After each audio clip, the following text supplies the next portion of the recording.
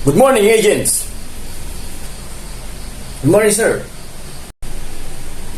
Good morning, sir. Sir, good morning.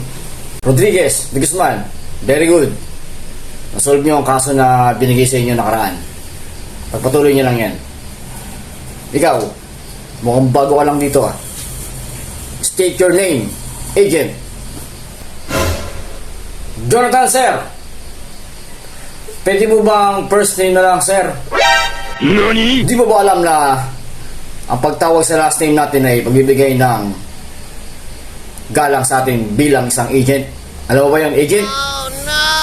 Kaya ngayon, state your last name, agent. Yes, sir. Jonathan Bebeco, sir. Huh? As in Bebeco? No, sir. Bebeco.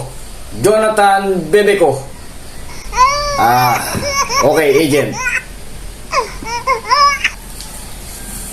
Rodriguez, de Guzman. Pwede na kayong magpahinga. Dahil tapos na ang trabaho nyo ngayon, pwede na kayong pumunta ng barracks. At ikaw, Jonathan, Huh? magantay ka na lang ng bagong trabaho.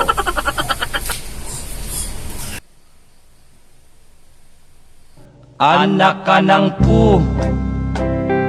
Anak ka ng